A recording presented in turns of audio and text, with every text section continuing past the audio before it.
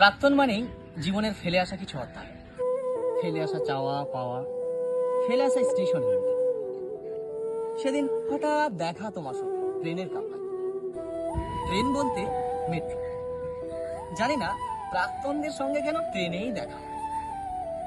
তুমি পরেছিলে তোমার প্রিয় গাঢ় নীল রঙের সে শাড়ি, মাথা নিচু করে এক মনে মোবাইলে আঙুল চালিয়ে যাচ্ছে, যেন দেখতেই পাওনি। নাকি দেখতে পেয়েছিলে বলেই ওই মোবাইলটা জন্মদিনে উপহার দিয়েছিলেন তোমার কাকা। বাতাসে ভাসছে সেই অতি চেনা বডি স্প্রে।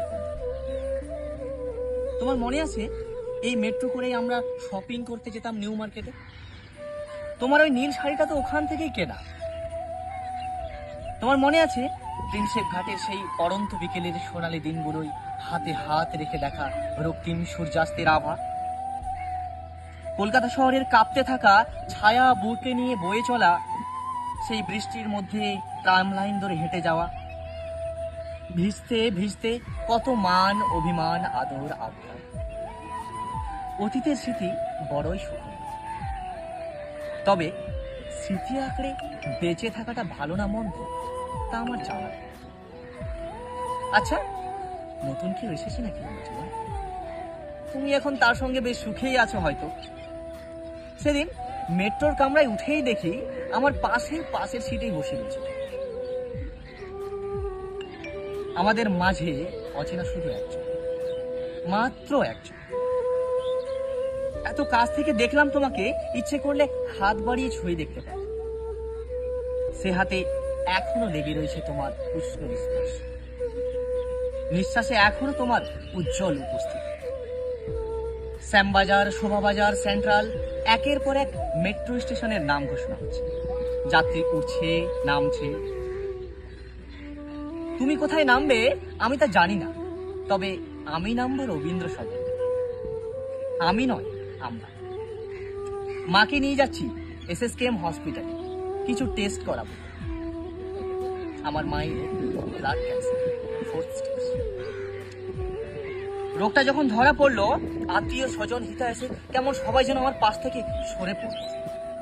ভেবেছিলাম তুমি অন্তত আমার পাশে দাঁড়াবে, যেভাবে ভরসা দিতে আমাকে।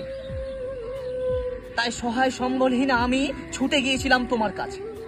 কিন্তু তুমিও যে এভাবে মুখ ফিরিয়ে নেবে তা আমি স্বপ্নেও করিনি। পরিস্থিতি বড়ই নির্মম। এক রকমায় সে কুঠার স্বপ্নের বাস্তব রঙিন জগৎকে টুকরো টুকরো করে ফেলে। বাস্তবের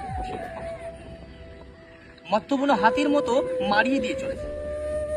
আজ হঠাৎ এভাবে দেখা হয়ে গেল তোমার সঙ্গে। তুমি আমার মধ্যে এত কাছে বসে রয়েছো, কিন্তু আমাদের মধ্যে যেন আলোক বসে। তোমাকে দেখে আমার মনে পড়ে যাচ্ছিল রবি ঠাকুরের সেই রেলগাড়ির কামরায় হঠাৎ দেখা।